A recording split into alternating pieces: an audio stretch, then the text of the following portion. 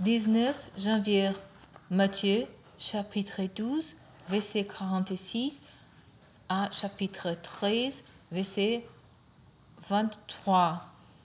Ces jours-là, Jésus sortit de la maison où il se trouvait et là s'asseoir au bord du lac. Autour de lui, la foule se rassembla si nombreuse qu'il dut monter dans un bateau. Il s'assit. La foule s'éteignait sur le rivage.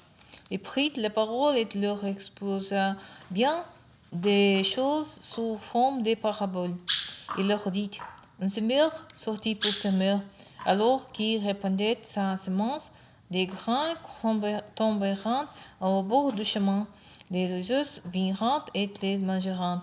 D'autres tombèrent sur un seul rocailleuse et ne trouvant qu'une mince couche de terre, ils les verront rapidement parce que la terre n'était pas profonde. Mais quand les solides furent montés haut dans le ciel, les petits plants furent vite brûlés, et comme ils n'avaient pas vraiment pris racine, ils séchèrent.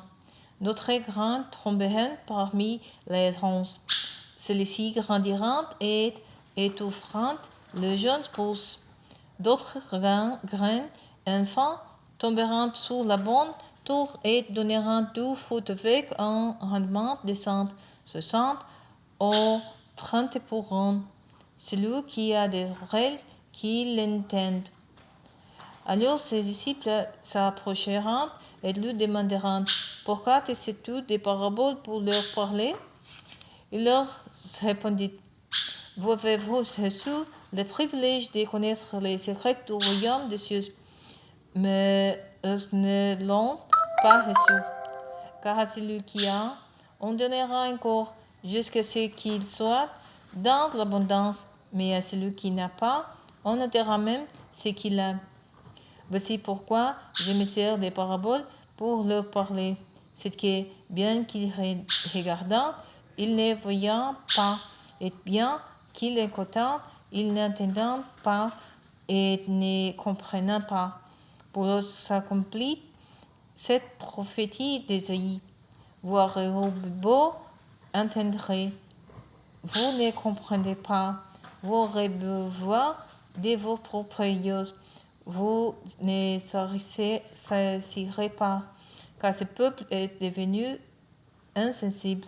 Ils ont fait à la sourde oreille, et ils se sont bouchés les yeux, de peur qu'ils voient de leurs yeux, et qu'ils entendent de leurs oreilles, de peur qu'ils comprennent, qu'ils reviennent à moi, et que je les guérisse.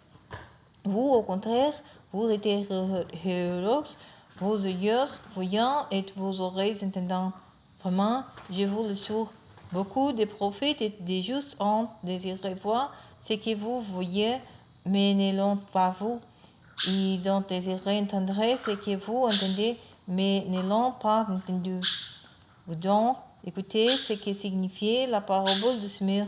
Chaque fois que quelqu'un entend les messages qui concernent le royaume et ne les comprend pas, le diable vient arracher ce qui a été semé dans son cœur. Tel est celui qui a reçu la semence au bout du chemin. Puis il y a celui qui reçoit la semence sous les sols recueillis. Quand il entend la parole, il l'accepte aussitôt avec joie, mais il ne la laisse pas prendre racine en lui, car il est inconstant. Que surviennent les difficultés ou la persécution à cause de la parole, les voilà qui abandonnent tout. Un autre encore reçut la semence parmi les ronces.